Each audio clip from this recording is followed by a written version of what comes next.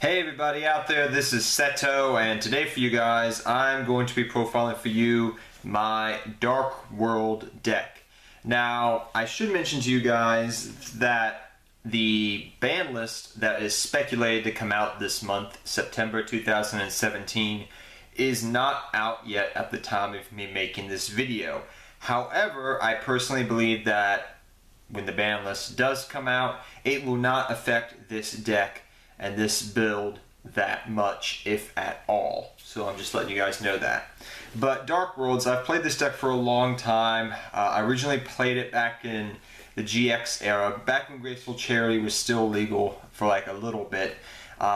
Put the deck away, and then I picked it up again and really played it a lot more when the structure deck came out at the end of the 5Ds era. So without further ado, let us get started. So we run 3 Grapha. Grapha is your big boss monster. He pops cards. Amazing card overall. Your 3000 beater with the field spell. He gets discarded. You get to pop a card on your opponent's side of the field. Very good card. He's your boss monster of the deck. Plain and simple. Then you have your Searcher, Snow. When Snow is sent to the graveyard, you get your Search. So you have to discard it by a card effect. Same thing with Grapha. And you have multiple different ways you can do that through Dark World dealings, the field spell, Dark World gates, the gates of the Dark World, excuse me, drag down to the grave, Dark World dealings. There's a whole slew of different ways you can get their effects off for Grapha and Snow. But yeah, she is your Searcher, pretty much your Stratos, quote unquote, for Dark Worlds. Then you run your 3 Brow. Brow is your level 3. Brow can do a whole bunch of different things for you. Brow can be your tour guide target. It can also be searched off of Scarm, which is nice. Second off, it's your draw card. So if you pitch this, you get to draw another card. So if you have Gates of the Dark World out in the field, which is really cool, you pretty much can draw 2 cards and make it pot, sort of like Pot of Greed. I've always considered it, because you go Gates, pitch, banish a card, send Brow to grave, get to draw 1 off Gates, get to draw another 1 off of Brow's effect.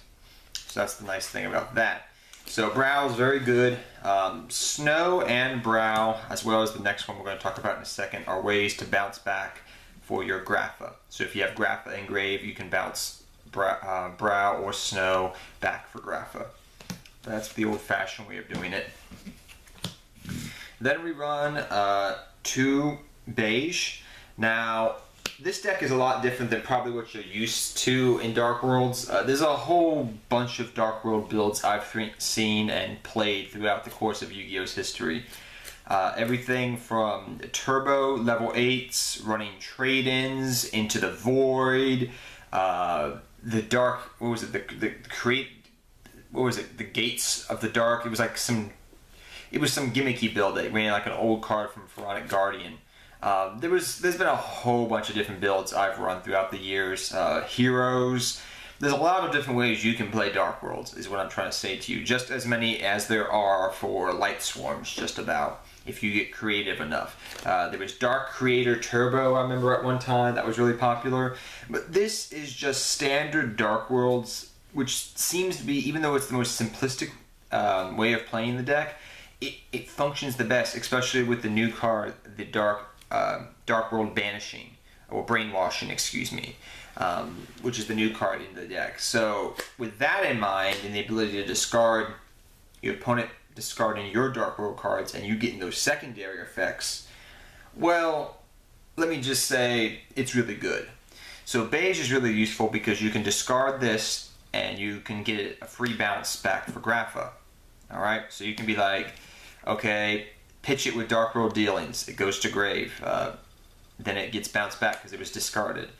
Then you get the special summon the Beige, then you get to bounce back the Beige for that 1 Grapha and grave. Well, maybe perhaps you have double Grapha and grave, so then you can normal summon the Beige and again, and then bring back the other Grapha.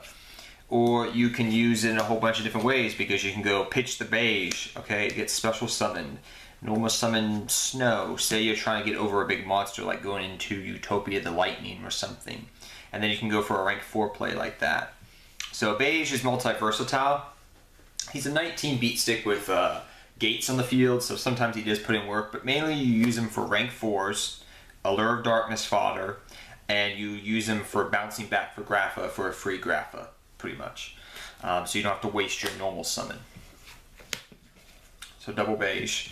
Then we run 2 of this. It's an older card. It came out at the end of what?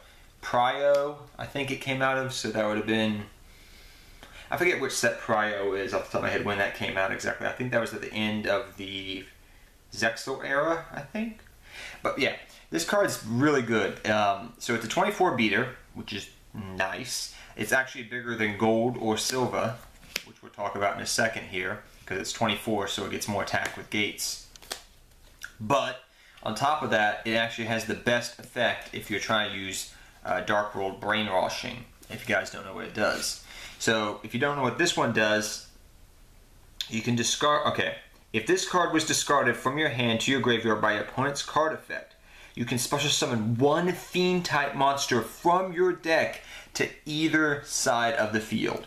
Now, I'm just going to say, even though I'm not running anything really techy, because I'm just trying to keep this pure Dark Worlds, because that's what's been working the best for me, I will admit I did dabble in, and you can look, if you go into like YGO Pro or Yu-Gi-Oh! Pro or Dueling Book, whatever you play on online, you can just type in Fiend monsters, and well, granted, you have a lot of ones pop up, but you're going to find a lot of old school Fiends that if you maybe tech in 1 copy and you somehow build the deck just to use his effect with Dark World Brainwashing, if you're just focusing on that and making it kind of gimmicky, you can make a gimmicky, fun, powerful deck in that manner, which is something I tried out, but it got kind of gimmicky. But he's really good because you can bring a Grapha directly out from your deck, or you can bring a silver or a gold or a whole bunch of other things, because pretty much the entire deck is Fiend, I believe. Yeah, it's all Fiend. So it's a really good card overall, but as a 2-of, I do like it. Next up, we run 1 silver and 1 gold. Now, I was debating here. I've seen other people with Dark World Brainwashing run different ratios of this here.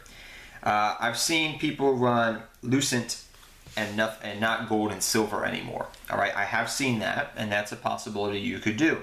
I've seen people run double gold, double Lucent. I've seen people run double silver, double Lucent. I've seen people not even run Lucent at all because it was kind of hard to get a hold of at the time, because it spiked up to like a $10 super. So yeah, I've seen different ratios. Now, gold and silver both have their own good effects, so I decided to run 1 of each. Now, they work the same as Lucent, that when they're pitched to the graveyard, they special summon themselves. So if you discard off Dark World dealings, gates, drag down, whatever, you get to special summon it to the field as a free beat stick. Now, they both have good effects if they get pitched to the graveyard through Dark World Brainwashings, which I'll read. So for gold here, it states, if this card was by your opponent's card effect, you can target up to 2 cards your opponent controls, special summon this card from the graveyard, then destroy those 2 targets. So it has to be special summoned, so if they strike it or warning it, you don't get to blow it up. But if it comes back, you get to destroy 2 cards in the field. That is really nice. That's kind of like a mini dad, in a way, effect. Now, Silva is really good, and I'm debating running Silva instead of over gold because this is targeting, I believe. I don't think it is. I haven't looked at the wording properly yet. And I haven't had that situation come up. But I believe it is a targeting effect. Yeah, it does. No. Yes, it says targets. Because it says targets instead of blanket. I don't know. But Silva is really good because what you can do is you can make your opponent put 2 cards in their hand to the bottom of their deck in any order. So it's literally like Delinquent, kind of like Trap Dust Shoot in a way, Delinquent Duo in a way, because you're yanking 2 cards out of your opponent's hand and saying put those at the bottom of your deck, and that's 2 cards, you know, that less to deal with. And I can't remember if it's random or not. Here, let me see here. No, it's not. They just have to choose 2 cards, which can be really painful in combo-oriented decks. So I'm just going to leave that decision up to you. If you want to run double silver or double gold or whatever the case may be, go ahead and do what you want to do. But for me, I'm just trying out this ratio. I am leaning towards Silva because it's really good, but the thing is, I found when you're in the grind game, gold is better, so, you know, you got your good and your bad with both. Then we run 2 trans Archfiends. A lot of people don't like this card still, but I still love it because you will get clunky hands, and when you do get those clunky hands, you need an out, and trans Archfiend is there to help you because you can just go normal summon trans Archfiend, pitch a Lucent, pitch a Beige to go for a rank 4, pitch a Snow for a search, maybe a search for a Dark World Dealings to get your plays going, a Brow for draw power if that's what you need to draw into something. It's really good. It's a really good starter card. And it's a 17 beater, I believe, or 18 beater with gates on the field, which is really good. And when it goes to the graveyard, you get to get a banish card from your graveyard and add that back to your hand. So if you're using gates and then you used gates, maybe they blew it up, or you've used a lot of cards off gates, you can normal summon this. If it gets destroyed, then you get to add a card from your banish pile back. So I still like trans because it's really good. If you guys don't remember what it does, it says once per turn you can discard 1 fiend type card, and this card gains 500 attack, so it will be at 2,000, and then with gates I think it'll be 22 or 23. When this card you control is destroyed and sent to the graveyard, you can target one of your banished dark monsters and add that target to your hand. So it's one of the ways you can reuse Tour Guide, which is really nice in the deck. Next up, we run your Tour Guide engine, quote unquote, your Tour Guide of the Underworld, your Scarm, and your Fiendish Rhino Warrior. So this is what I call the Tour Guide engine here. So individually, these pieces work well by themselves, which is nice. So you can go Tour Guide, go into Scarm, detach the Scarm, get a search for a Brow, pitch the Brow, or normal summon it next turn for a Grapha. There's different ways you can go about that. And then individually you can send this to the grave and you'll get your search off as well. So that's nice. Then you have your Fiendish Rhino Warrior, which is really good because Fiendish Rhino Warrior, if you guys don't know what it does, it was used in BA for a bit. Can't be destroyed by battle or card effects. If this card is sent to the graveyard, you can send 1 fiend type monster from your deck to the graveyard except Fiendish Rhino Warrior. You can only use the effect of Fiendish Rhino Warrior once per turn. What it helps with, necessarily, is it helps with sending the Grapha to grave. The more Grapha you have in grave, the more possibilities you can bring multiple Grapha back, go for level 8s, or just beat down your opponent. So it's a way of foolishing your Grapha to grave to get your things going. Or if you don't have something to send to grave for gates, it's a way of sending a fiend to the graveyard. Okay, got a fiend in grave. Now I can open my gates, get these Brows, these Grapha, these Snows out of my hand. So it's good in a lot of different scenarios. So that's why I run these 3 right here. Next up we run your Triple Gates. Amazing, amazing card. There was a time in Yu-Gi-Oh's history that people wanted this card limited to 1. And it was a very good field spell. Probably for a good chunk of Yu-Gi-Oh's, I would say the 5Ds all the way to the end of Zexal. Probably early, Pendulum era, Arc 5. This was one of the best field spells in the game, hands down, in my opinion, for a long part of Yu-Gi-Oh's history. But Gates is amazing. It allows you to draw like a freaking crazy man. You can activate multiple Gates per turn. Great, great, great card. Then we run your triple Drag Down to the Grave. Drag Down to the Grave is really amazing because you get to rip a card out of your opponent's hand. Yeah, they get to draw one, but you can see their hand, you can plan what they're doing, and you get your effects off of your own monsters. It's really good. Ways you can get this off, people don't understand. Like I've seen some comments in other Dark World deck profiles, but what you can do is you can set your spells and traps. So what you'll do is you'll set your traps, your spells you're not going to use, then you'll set up your hand in a way for them to possibly have to choose a poison, pick their poison, or make them choose the exact monster you want them to discard. So that's the way to really use Drag Down to its most effectiveness. So you'll sit like maybe your Dark World Dealings. Say I got a Dark World Dealings and a Grapha in hand. Well, You know, they're going to discard this instead of this. So what I do is I set this and make them discard the Grapha. You know, that's the way you used to do it back in the day if you guys are unfamiliar with Dark Worlds. If you're not initiated into the dark side. Jokes, jokes, jokes. I have so many bad jokes. Next we have 3 Dark World Dealings. Great, great, great card. Just a draw card, get your effects off. Allure of Darkness, your main draw card of the deck. Banish, you can add those things back by multiple different ways. Great.